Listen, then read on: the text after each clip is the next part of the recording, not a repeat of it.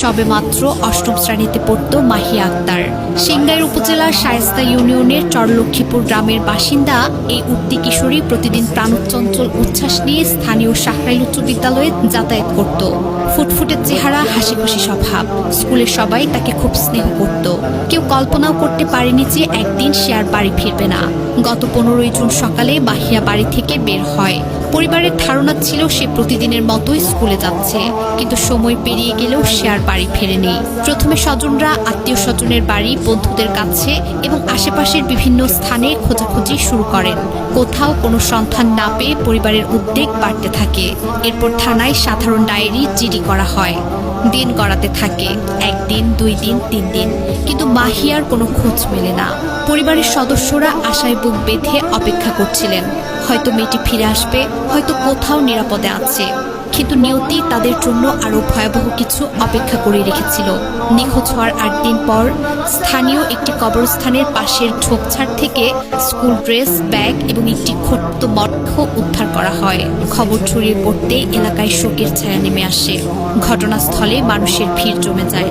পরে পরিবারের সদস্যরা পোশাক এবং অন্যান্য আলামতের মাধ্যমে মরদেহটি মাহিয়ার বলে শনাক্ত করেন। একজন মা বাবার জন্য এর চেয়ে ভয়ঙ্কর দৃশ্য আর কি হতে পারে? যে মেয়েটিকে তারা প্রতিদিন স্কুলে পাঠাতেন, যার মুখে ভবিষ্যতের স্বপ্ন দেখতেন, সেই মেয়ের মরদেহ এভাবে ফিরে আসবে, এটা কোনো বাবা মায়ের কল্পনাতেও আসে না। শাহরাইল উচ্চ বিদ্যালয়ে নেমে এসেছে শোকের ছায়া। সহপাঠীরা এখনো বিশ্বাস করতে পারছে না যে মেয়েটির সঙ্গে তারা কিছুদিন আগেও ক্লাস করেছে, গল্প করেছে, হাসি আড্ডা দিয়েছে, সে আর কখনো স্কুলে ফিরবে না। শিক্ষকরাও গভীর শোক প্রকাশ করেছেন।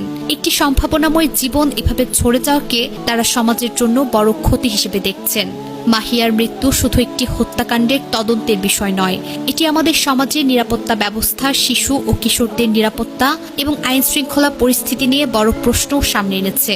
একজন অষ্টম শ্রেণীর শিক্ষার্থী যদি স্কুলে যাওয়ার পথে নিরাপদে না থাকে, তাহলে অভিভাবকরা তাদের সন্তানদের নিয়ে কিভাবে নিশ্চিত থাকবে?